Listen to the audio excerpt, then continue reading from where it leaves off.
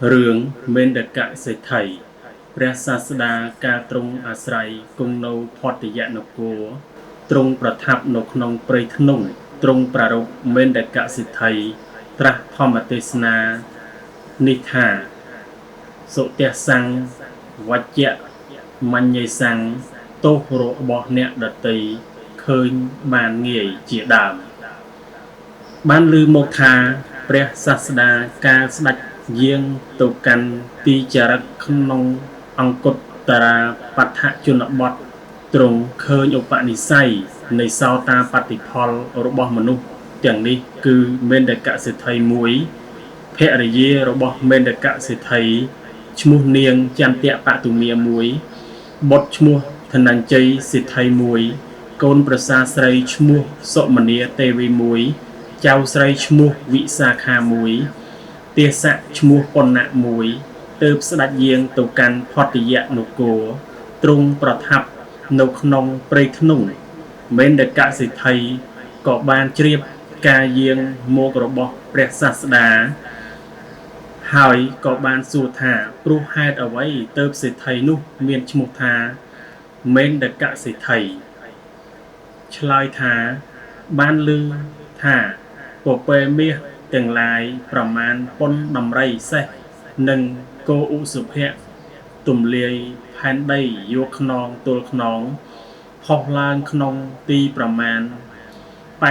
8ករិស័កមានដុំអំបោះ5ពណ៌ក្នុងមាត់របស់ពពែទាំងនោះកាលត្រូវការភេសជ្ជៈមានទឹកដោះថ្លាប្រេងទឹកឃ្មុំនិងស្ករអំពៅជាដើមឬត្រូវការអាវសម្ពុតនិងគ្រឿងស្លៀកដណ្ដប់មាសនិងប្រាក់ជាដើមក៏នាំដុំអំបោះចេញអំពីមាត់ពពែទាំងនោះទឹកដោះថ្លាប្រេងទឹកឃ្មុំទឹកអំពៅអាវសម្ពុតគ្រឿងស្លៀកដណ្ដប់មាសនិងប្រាក់រមែងហូរចេញអំពីមាត់ពពែមួយតែមួយក៏គ្រប់គ្រាន់ដល់មនុស្សជំពូទ្វីបចាប់តាំងពីពេលនោះមកសេដ្ឋីនោះក៏មានឈ្មោះថាមេន្តកសេដ្ឋីសួរថាតើបព្វកម្មរបស់សេដ្ឋីនោះដូចម្ដេចឆ្លើយថាបានឮមកថាក្នុងកាលនៃព្រះពុទ្ធទ្រង់ព្រះនាមវិបស្សីសេដ្ឋីនោះជាក្មួយនៃកដុំពីរឈ្មោះអវរោជៈមានឈ្មោះថាអវរោជៈដូចឪពុកមេដែរគ្រានោះមេរបស់គេគិតនឹងសាងព្រះកន្តកុដដើម្បីថ្វាយព្រះសាស្តាគេទៅចូលទៅរកឪពុកមេហើយពោលថាមេយើងទាំងពីរនាក់នឹងកសាងរួមគ្នាក្នុងវេលាដែលឪពុកមេហាមថាយើងនឹងកសាងតែម្នាក់ឯងមិនរួមជាមួយជនដតីទៅគិតថាកាលមេរបស់យើងកសាងព្រះគុណកុដនៅទីនេះហើយយើងគួរសាងកញ្ចក់សាលាក្នុងទីនេះផងលុះគិតដូច្នោះហើយក៏ឲ្យមនុស្សនាំឈើអំពីព្រៃមកហើយឲ្យជាងឈើសសរធ្វើសសរទាំងឡាយយ៉ាងនេះគឺសសរមួយដើមស្រោបដោយមាសមួយដើមស្រោបដោយប្រាក់មួយដើមស្រោបដោយកែវមណីឲ្យគេធ្វើធ្នឹមក្របសន្ទះទ្វារបង្អួច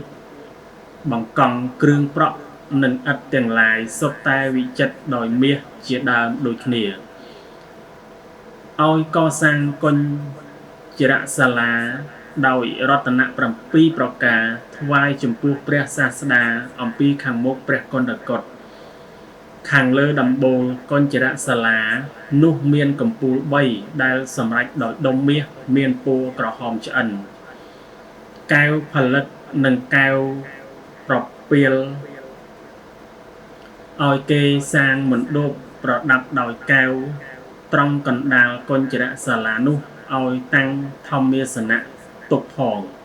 ជើងធម្មាសនៈនោះធ្វើដោយមាសសុទ្ធមេក្រែទាំង4ក៏ដូចគ្នានឹងឲ្យគេធ្វើពពែមាស4ក្បាលតាំងទ្រជើងទាំង4នៃអាសនៈ ឲ្យគេធ្វើពពែមាស2តម្កល់ត្រង់កន្លែងទ្រនាប់ជើងឲ្យគេធ្វើពពែមាស6ក្បាលហើយហោមជុំវិញមណ្ឌបនោះឲ្យគេបៈធម្មាសនៈដោយសរសៃអំបោះដែកជាមុនហើយទៅឲ្យគេបៈដោយសរសៃមាសត្រង់កណ្ដាលហើយឲ្យគេបៈដោយសរសៃកែវបុក្កដាអំពីខាងលើភ្នាក់ដៃធម្មាសនៈនោះធ្វើអំពីឈើខ្លឹមច័ន្ទលុះកសាងគុញ្ញរសាលានោះស្រេចហើយកាលនឹងធ្វើបុណ្យឆ្លងសាលាបាននិមន្តព្រះសាស្តាព្រមទាំងភិក្ខុ6លាន8សែនថ្វាយទានអស់4ខែក្នុងថ្ងៃចុងក្រោយការថ្វាយត្រៃចីវរក្នុងទានគ្រានោះចំពោះត្រៃចីវរដែលប្រគេនដល់ភិក្ខុថ្មីក្នុងសង្ឃមានតម្លៃ1000គេធ្វើបញ្ញកម្មក្នុងសម័យព្រះពុទ្ធវិបស្សីយ៉ាងនេះហើយស្លាប់អំពីជាតិនោះបានកើតជាទេវតានិងមនុស្សជាច្រើនជាតិក្នុងផតកັບនេះកើតក្នុងត្រកូលសេដ្ឋីដែលមានភោគៈច្រើនក្នុងក្រុងពរាណសីមាននាមថាពរាណសីសេដ្ឋីថ្ងៃមួយសេដ្ឋីទៅគាល់ព្រះរាជាជួបបរហិតក៏សួរថាលោកអាចារ្យលោកពិនិត្យមើលយាមនៃអ្នកខត្តរិកខ្លះហើយឬនៅបរហិតបានពោលថាពិនិត្យមើលហើយនឹងមានកិច្ចអ្វីឬសេដ្ឋីបានសួរថាបើដូច្នោះការប្រព្រឹត្តទៅនៃជនបទយ៉ាងណាបរហិតឆ្លើយតបថាភ័យមួយយ៉ាងនឹងមានសេដ្ឋីក៏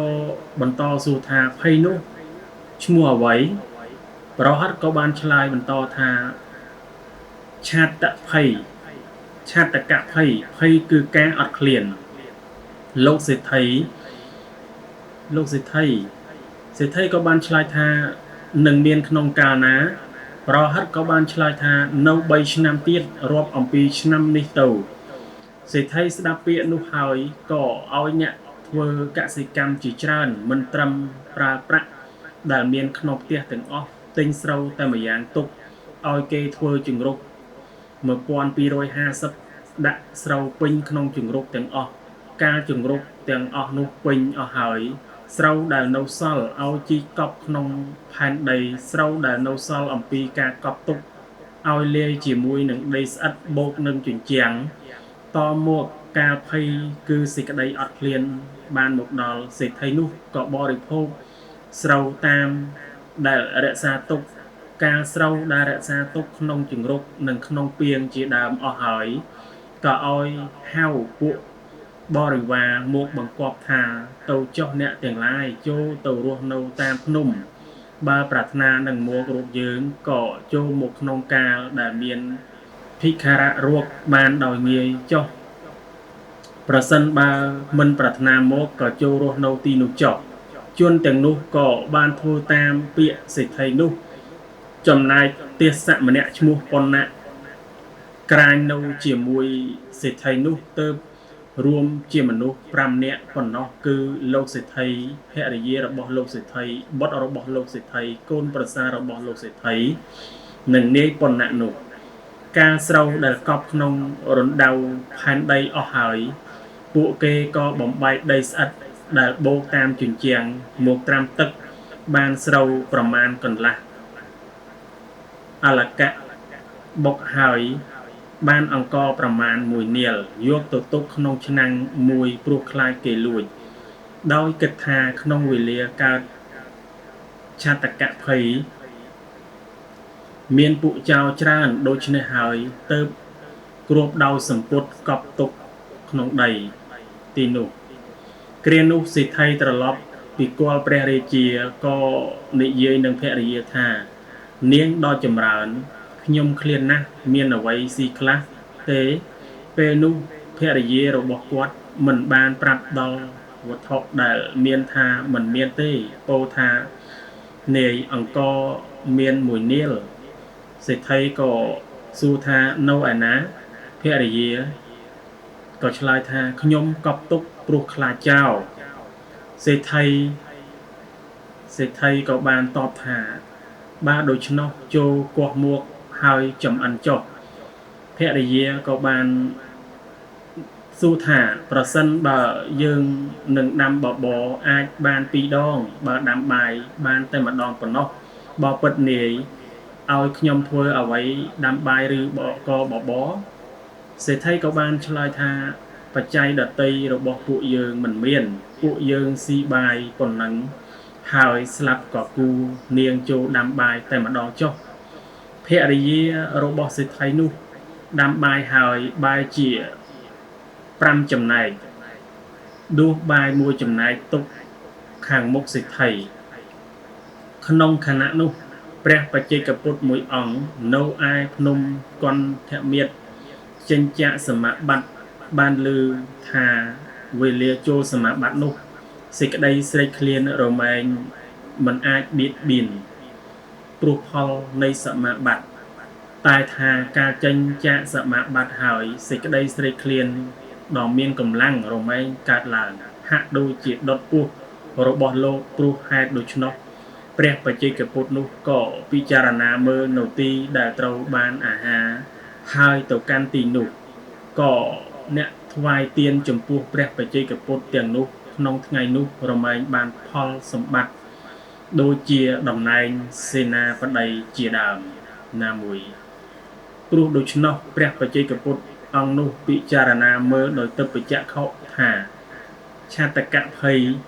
កើតឡើងហើយក្នុងចម្ពោះទ្វីបទាំងមូលនិងក្នុងផ្ទះសេដ្ឋីគេដាំបាយដោយអង្ករ1 នាឡិសម្រាប់មនុស្ស5 នាក់គេមានសទ្ធាអាចនឹងធ្វើការសង្គ្រោះយើងដែរឬណោដឹងថាពួកគេមានសទ្ធានឹងធ្វើការសង្គ្រោះបានទៅប្រដាប់បាតនឹងចីវរនិមន្តទៅសម្ដែងខ្លួននៅត្រង់ទ្វារផ្ទះខាងមុខសេដ្ឋីនោះពេលឃើញព្រះបច្ចេកពុទ្ធក៏មានចិត្តជ្រះថ្លាគិតថាយើងជួបប្រសពឆាតកភ័យបែបនេះព្រោះយើងមិនបានឲ្យទានក្នុងជាតិមុនក៏ផាត់នេះជួយយើងបានត្រឹមតែ1 ថ្ងៃប៉ុណ្ណោះចំណែកផាត់ដែលយើងថ្វាយចំពោះព្រះបច្ចេកពុទ្ធនឹងនាំមកនូវប្រយោជន៍ដល់យើងច្រើនកោតកាប់លុះគិតដូច្នោះហើយក៏នាំថាសផាត់នោះចេញមកចូលទៅរកព្រះបច្ចេកពុទ្ធថ្វាយបង្គំដោយបញ្ចកៈប្រតិស្ថានហើយនិមន្តឲ្យចូលទៅកាន់ផ្ទះការព្រះបច្ចេកពុទ្ធគង់លើអាសនៈហើយក៏លាងព្រះបាទរបស់ព្រះបច្ចេកពុទ្ធដាក់ថាសផាត់លើតាំងមាសហើយយកផាត់នោះមកដាក់បាតរបស់ព្រះបច្ចេកពុទ្ធការផាត់នោះសល់ពាក់កណ្ដាលព្រះបច្ចេកពុទ្ធក៏យកព្រះហស្ថបិទបាតគ្រានោះសេដ្ឋីពោលនឹងព្រះបច្ចេកពុទ្ធនោះថាបបិទ្ធលោកម្ចាស់ដ៏ចម្រើននេះជាចំណែកមួយនៃបាយដែលគេដាំដើម្បីមនុស្ស5 នាក់ដោយអង្ករ1 នាឡិខ្ញុំព្រះករុណាមិនអាចនឹងបែងផាត់នេះឲ្យជា2 ចំណែកបានទេសូមលោកម្ចាស់កុំធ្វើការសង្គ្រោះខ្ញុំព្រះករុណាក្នុងលោកនេះឡើយខ្ញុំព្រះករុណាប្រាថ្នាថ្វាយទាំងអស់ហើយបានថ្វាយផាត់ទាំងអស់លុះថ្វាយហើយបានតាំងសេចក្តីប្រាថ្នាថាបបិទ្ធលោកម្ចាស់ដ៏ចម្រើនសូមកុំឲ្យខ្ញុំព្រះករុណាជួបប្រសពឆាតកភ័យបែបនេះក្នុងទីដែលខ្ញុំព្រះករុណាកើតទៀតឡើយចាប់ពីពេលនេះទៅសូមឲ្យខ្ញុំព្រះករុណាអាចឲ្យបាយនិងអាហារដល់មនុស្សក្នុងចម្ពោះទ្វីបទាំងមូលដោយមិនបាច់ធ្វើការងារចិញ្ចឹមជីវិតបានក្នុងខណៈដែលខ្ញុំព្រះករុណាប្រើឲ្យមនុស្សសម្អាតជ្រុង1250 ជំរុកហើយកក់ក្បាលអង្គុយត្រង់ទ្វារជំរុកទាំងនោះសម្លឹងមើលទៅខាងលើប៉ុណ្ណោះធាស្រូវសាលីក្រហមក៏បីធ្លាក់ចុះមកញ៉ាំងជំរុកទាំងអស់ឲ្យពេញមួយវិញទៀតភរិយារបស់ខ្ញុំព្រះករុណានេះសូមជាភរិយារបស់ខ្ញុំព្រះករុណាបុត្រនេះសូមជាបុត្រកូនប្រសានេះសូមជាកូនប្រសាទាស័កនេះសូមជាទាស័ករបស់ខ្ញុំព្រះករុណាក្នុងគ្រប់ជាតិចុះចំណែកភរិយារបស់សិទ្ធិនោះក៏គិតថាការស្វាមីរបស់យើងត្រូវ សេចក្តីស្រេកឃ្លានបៀតបៀនយើងក៏មិនអាចបរិភោគបានទើបថ្វាយផាត់ដែលជាចំណែករបស់ខ្លួនចំពោះព្រះបច្ចេកពុទ្ធហើយប្រាថ្នាថាបបិទ្ធលោកម្ចាស់ដ៏ចម្រើនចាប់តាំងពីពេលនេះតទៅសូមកុំឲ្យខ្ញុំព្រះករុណាជួបប្រសពនៅឆាតកភ័យបែបនេះក្នុងទីដែលខ្ញុំព្រះករុណាកើតឡើយមួយវិញទៀតការខ្ញុំព្រះករុណាដាក់ថាសផាត់ទុកខាងមុខហើយឲ្យនៅផាត់ដល់អ្នកចម្ពូទ្វីបទាំងអស់បើខ្ញុំព្រះករុណាមិនទាន់ក្រោកឡើងដរាបណាទីនៃផាត់ដែលខ្ញុំព្រះករុណាកាន់យកហើយសូមជារបស់បរិបូរដោយដើមដរាបនោះចុះអ្នកនេះសូមជាស្វាមីអ្នកនេះសូមជាបុត្រអ្នកនេះសូមជាកូនប្រសាអ្នកនេះសូមជាទាស័ករបស់ខ្ញុំព្រះករុណាសូមបីបុត្ររបស់សេដ្ឋីនោះក៏ថ្វាយចំណែករបស់ខ្លួនចំពោះព្រះបច្ចេកពុទ្ធហើយប្រាថ្នាថាចាប់ពីពេលនេះតទៅសូមកុំឲ្យខ្ញុំព្រះករុណាជួបប្រសពនៅឆាតកភ័យដែលនេះទៀតឡើយមួយវិញទៀតការខ្ញុំព្រះករុណាកាន់ថង់ចំណោះទ្រព្យ 1000 កហបណៈសូមបីឲ្យកហបណៈដល់អ្នកចម្ពូទ្វីបទាំងមូលថង់នេះសូមពេញដូចដើមលោកទាំងពីរនេះសូមជាមេដាបិតាស្ត្រីនេះសូមជាភរិយាអ្នកនេះចូលជាទាស័ករបស់ខ្ញុំព្រះករុណាសូមបីកូនប្រសាររបស់សេដ្ឋីនោះក៏ថ្វាយចំណែករបស់ខ្លួនដល់ព្រះបច្ចេកពុទ្ធហើយក៏បានប្រាថ្នាថាចាប់ពីពេលនេះតទៅសូមកុំឲ្យខ្ញុំព្រះករុណាបានជួបប្រសពនៅឆាតកភ័យបែបនេះទៀតម្យ៉ាងទៀតការខ្ញុំព្រះករុណាដាក់កញ្ជើស្រូវមួយនៅខាងមុខសូមបីឲ្យនៅផាត់ដែលជាពូជដល់អ្នកចម្ពូទ្វីបទាំងមូលការអស់ទៅនៃផាត់ដែលជាពូជនោះកុំប្រកាសឡើយម្ដាយក្មេកនិងឪពុកក្មេកនេះសូមជាម្ដាយក្មេកឪពុកក្មេកស្វាមីនេះសូមជាស្វាមីទាស័កនេះសូមជាទាស័ករបស់ខ្ញុំព្រះករុណាទៀតចុះសូមបីទាស័ករបស់សេដ្ឋីនោះក៏ថ្វាយចំណែករបស់ខ្លួនដល់ព្រះបច្ចេកពុទ្ធហើយប្រាថ្នាថាចាប់ពីពេលនេះតទៅសូមកុំឲ្យខ្ញុំព្រះករុណាបានជួបប្រសពនៅឆាតកភ័យបែបនេះទៀតមនុស្សទាំងអស់នេះសូមជាចៅវាយនាយរបស់ខ្ញុំព្រះករុណាក្នុងទីដែលខ្ញុំព្រះករុណាកើតហើយទៀតចុះហើយការខ្ញុំព្រះករុណាជួស្រែអាចបំណះ7បំណះប្រមាណពុនទូកកំរោលគឺខាងនេះ3បំណះខាងនោះ3បំណះត្រង់កណ្ដាល1បំណះសូមប្រព្រឹត្តទៅនាយពុណៈនោះប្រាថ្នាជាសេនាបតីក៏អាចនឹងបានក្នុងថ្ងៃនោះប៉ុន្តែដោយអំណាចនៃសេចក្តីស្រឡាញ់ចំពោះចៅវាយនាយគេក៏ប្រាថ្នាថាមនុស្សទាំងនោះចូលជាចៅវាយនាយរបស់ខ្ញុំព្រះករុណាទៀតចុះក្នុងទីបំផុតនៃពាក្យរបស់ជនទាំងអស់នោះព្រះបច្ចេកពុទ្ធពោលថាការប្រាថ្នាដែលអ្នកទាំងឡាយតាំងទុកហើយយ៉ាងនោះចូលសម្រេចតាមសេចក្តីប្រាថ្នាចុះហើយធ្វើអនុមោទនាដោយគាថារបស់ព្រះបច្ចេកពុទ្ធហើយគិតថាការដែលយើងញ៉ាំងចិត្តរបស់ជនទាំងនេះឲ្យជ្រះថ្លារមែងគួរទៅអធិដ្ឋានថាជនទាំងនេះចូលឃើញយើងរហូតដល់ភ្នំគន្ធមាត្រចុះដូច្នេះហើយក៏ជៀសចេញទៅសូម្បីជនទាំងនោះក៏ឈួរសម្លឹងមើលព្រះបច្ចេកពុទ្ធអង្គនោះនិមន្តទៅដល់ភ្នំគន្ធមាត្រហើយបែងចែកផាត់នោះប្រគេនព្រះបច្ចេកពុទ្ធ500អង្គឆាន់ដោយអនុភាពរបស់ព្រះបច្ចេកពុទ្ធទាំងនោះផាត់នោះគ្រប់គ្រាន់ដល់ព្រះបច្ចេកពុទ្ធទាំងអស់ជនទាំងនោះបានឈួរមើលនៅការចែកផាត់របស់ព្រះបច្ចេកពុទ្ធកាលវេលាថ្ងៃត្រង់ទៅហើយភរិយារបស់សិទ្ធិលាងឆ្នាំងហើយបិទគម្របទុកចំណាយសិទ្ធិត្រូវសេចក្តីឃ្លានបៀតបៀនក៏ដេកលក់ទៅសេដ្ឋីនោះភ្ញាក់ឡើងក្នុងវេលាល្ងាចពោលទៅកាន់ភរិយាថាណែនាងដ៏ចម្រើនខ្ញុំឃ្លានណាស់មាននៅសល់បាយក្តាំងខ្លះទេភរិយារបស់សេដ្ឋីសូមបីដឹងថាខ្លួនលាងឆ្នាំងទុកហើយក៏ដោយក៏មិនពោលថាមិនមានបានគិតថាយើងបើកឆ្នាំងបាយហើយសម្រាប់ដូច្នេះហើយទៅក្រោកឡើងដើរទៅកន្លែងឆ្នាំងដាំបាយហើយបើកគ្របឆ្នាំងក្នុងខណៈនោះឯងឆ្នាំងបាយនោះក៏ពេញដោយផាត់មានពណ៌ដូចផ្កាម្លិះក្រពុំទូលគម្របឆ្នាំងភរិយារបស់សេដ្ឋីឃើញផាត់នោះហើយកើតបៃតៈ ពេញទាំងរាងកាយពោលនិងសិទ្ធិថាបបិទ្ធនាយក្រោកឡើងមកខ្ញុំលាងឆ្នាំងហើយបិទគ្របទុកស្រាប់តែឆ្នាំងបាយនោះពេញទៅដោយផាត់មានពណ៌ដូចផ្កាម្លិះក្រពុំបនគួរធ្វើពិតពិតទៀនគួរធ្វើពិតពិតសូម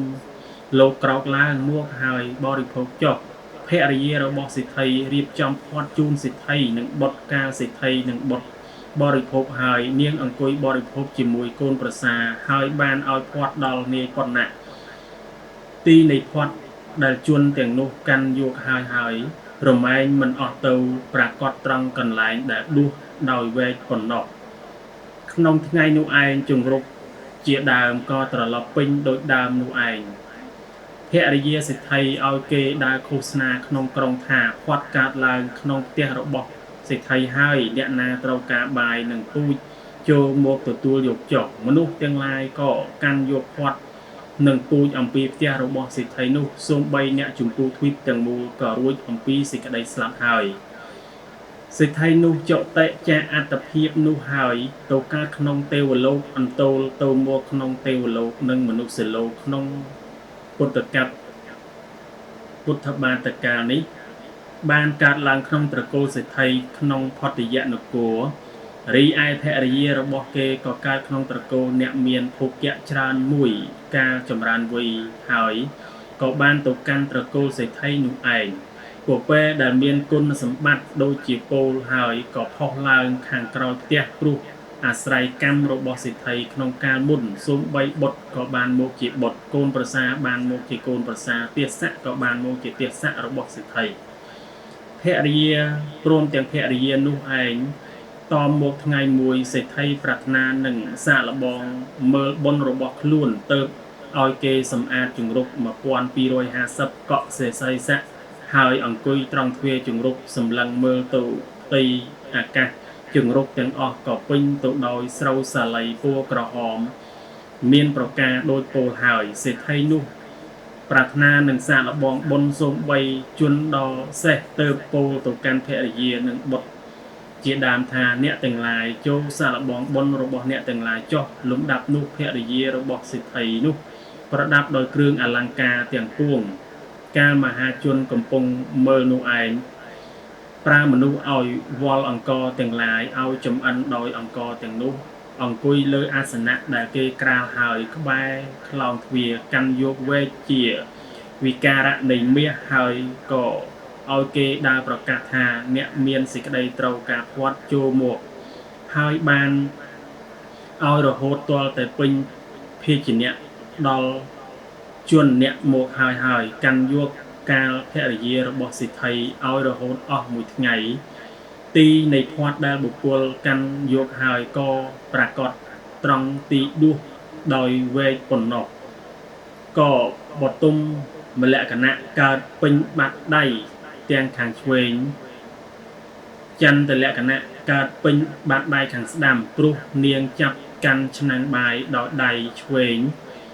កាន់វែកដោយដៃខាងស្ដាំហើយថ្វាយផាត់រហូតបាតទាំងឡាយរបស់ព្រះពុទ្ធក្នុងកាលមុនផងរបស់ភិក្ខុសង្ឃផងដោយប្រការដូចនេះឯងព្រោះនាងកាន់យកធម្មក្រកត្រង់ទឹកប្រកេនភិក្ខុសង្ឃដែលចារឹកទៅមកព្រោះហេតុដូច្នោះទើបចន្ទលក្ខណៈកើតពេញបាតដៃខាងស្ដាំរបស់នាងបតុមលក្ខណៈកើតពេញបាតដៃខាងឆ្វេងរបស់នាងព្រោះហេតុនេះទើបញាតិទាំងឡាយដាក់ឈ្មោះឲ្យនាងថាចន្ទៈបតុមាមានន័យថាមានលក្ខណៈដូចព្រះច័ន្ទនិងដូចផ្កាបតុមចំណែកបុត្ររបស់សេដ្ឋីនោះកក់សេស័កហើយកាន់យកថង់ចំណុះទ្រព្យ1000កហបណៈពោលថាអ្នកមានសេចក្តីត្រូវការដោយកហបណៈទាំងឡាយចូលមកហើយបានឲ្យរហូតពេញភេជ្ជៈរបស់ជនដែលមកហើយកហបណៈ1000ក្នុងថង់ក៏នៅដដែលសូម្បីកូនប្រសារបស់សេដ្ឋីនោះប្រដាប់ដោយគ្រឿងអលង្ការទាំងពួងកាន់យកកញ្ជើស្រូវហើយអង្គុយលើទីទួលដ៏ខ្ពស់ពោលថាអ្នកមានសេចក្តីត្រូវការផាត់ដែលជាពូជចូលមកហើយបានឲ្យរហូតពេញភេជ្ជៈដល់ជនដែលបានមកហើយកញ្ជើស្រូវ ក៏នៅតែជារបស់ពេញដូចដើមចំណែកទេសៈរបស់សិទ្ធិនោះប្រដាប់ដោយគ្រឿងអលង្ការទាំងពួងទឹមគោទាំងឡាយដោយនឹមមាសដោយខ្សែជាវិការៈនៃមាសកាន់យកនៅចំនួនមាសយកម្រាម5ជ្រលក់ដោយគ្រឿងក្រអូបប្រោះដល់គោបំពាក់ស្រោមជាវិការៈនៃមាសត្រង់ស្នែងទាំងឡាយរួចហើយបរទៅកាន់ស្រែអាចបំណះ7បំណះគឺខាងនេះ3បំណះខាងនោះ3បំណះត្រង់កណ្ដាល1បំណះបានបែកខ្ញែកគ្នាទៅអ្នកជំពូទ្វីបកាន់យកវត្ថុទាំងឡាយដូចជាស្រូវអង្ករមាសប្រាក់ជាដើមតាមដែលខ្លួនពេញចិត្តអំពីផ្ទះរបស់សេដ្ឋីនោះឯងសេដ្ឋីដែលមានអានុភាពច្រើនដូចពោលមកនេះបានដឹងថាព្រះសាស្តាស្ដេចយាងមកហើយទើបគិតថាយើងនឹងធ្វើការទទួលព្រះសាស្តាទើបចេញទៅបានជួបពួកអន្តរថ័យតាមផ្លូវសូម្បីពួកអន្តរថ័យទាំងនោះហាមឃាត់ថានាយកហបតីលោកជាកិរិយាវាទនឹងទៅកាន់ម្នាក់របស់សមណៈគោតមដែលជាអកិរិយាវាទធ្វើអ្វីយ៉ាងនេះក៏ដោយក៏មិនជឿពាក្យរបស់ពួកអន្តរថ័យទាំងនោះដែរទៅហើយក៏បានថ្វាយបង្គំព្រះសាស្តាហើយអង្គុយក្នុងទីដ៏សមគួរគ្រានោះព្រះសាស្តាត្រាស់អនុពពីកថាដល់សេដ្ឋីនោះក្នុងវេលាចប់ព្រះធម្មទេសនាសេដ្ឋីនោះក៏បានសម្រេចសោតាបតិផលបានក្រាបទូលព្រះសាស្តាថាខ្លួនត្រូវពួកអន្តរថ័យពោលថាហើយហាមមិនឲ្យមកកាន់សំណាក់ព្រះសាស្តាលំដាប់នោះព្រះសាស្តាត្រាស់ទៅកាន់សេដ្ឋីនោះថាគេហបតីដែលឈ្មោះថាសត្វទាំងនេះរមែងមិនឃើញទោសរបស់ខ្លួនសូម្បីមានច្រើនដើរបាចសាចទោសរបស់ជនដតីសូម្បីមិនមានធ្វើឲ្យមានដូចបុគ្គលបាចអង្កាមក្នុងទីនោះដូច្នោះដូច្នេះហើយក៏ត្រាស់ព្រះគាថាសុទៈសੰវច្ចមញ្ញេសੰអត្តណោបណៈទុត្តៈសੰបរិសੰហិសោវជានិអោពនិតៈយថាភុសੰអត្តណោបណៈធាតេតៈកលិងវៈកតវាសថោទោសរបស់ជនពួកដតីឃើញបានដោយងាយចំណែកទោសរបស់ខ្លួនឃើញបានដោយលំបាកព្រោះថាបុគ្គលនោះរយទោសទាំងឡាយចំពោះពួកជនដតីដោយបុគ្គលរយអង្កាមដូច្នោះតែថារមែងបិទបាំងទោសរបស់ខ្លួនទុកដោយព្រានបាក់សីបិទបាំងអត្តភាពដោយវត្ថុសម្រាប់បិទបាំងមានមែកឈើជាដើមដូច្នោះអធិប្បាយថាបណ្ដាបទទាំងនោះបទថាសុទៈសੰឃើញបានងាយសេចក្តីថាទោសគឺសេចក្តីភ្លៀងភ្លាត់របស់បុគ្គលដតីសូម្បីមានប្រមាណតិចក៏ឃើញបានងាយគឺអាចឃើញបានងាយនោះឯងចំណែកទោសរបស់ខ្លួនសូម្បីធំក្រៃលែងត្រឡប់ជាឃើញបានដោយលំបាកបទថាបរិសង្ហៈរបស់ជនដតីសេចក្តីថាហេតុដូចពោលមកបុគ្គលនោះរមែងរយទោសទាំងឡាយរបស់ជនពួកដតីក្នុងកណ្ដាលជំនុំសង់ជាដើមដោយបុគ្គលឈួរនៅលើទីខ្ពស់ហើយបាចអង្កាមដាក់អ្នកដតីដូច្នោះអត្តភាពនេះឈ្មោះថាកលិក្នុងពាក្យថាកលង្វៈកតវាសថោដោយព្រានបាក់សីបិទបាំងខ្លួនដោយវត្ថុសម្រាប់បិទបាំងកាយដូច្នោះនេះដោយការបៀតបៀនពួកបាក់សីបានគ្រឿងបិទបាំងមានមែកឈើដែលអាចកាច់បានជាដើមឈ្មោះថាកតវាគ្រឿងបិទបាំងកាយនាយព្រានបាក់សីឈ្មោះថាសថោព្រានបាក់សីអធិប្បាយថាព្រានបាក់សីប្រាថ្នានឹងចាប់បាក់សីសម្លាប់ទើបបិទបាំងរាងកាយដោយគ្រឿងបិទបាំងយ៉ាងណាគេក៏បិទបាំងទោសរបស់ខ្លួនដូច្នោះក្នុងការចប់ព្រះធម្មទេសនាជនជាច្រើនក៏បានសម្រេចអរិយផលទាំងឡាយមានសោតាបតិផលជាដើម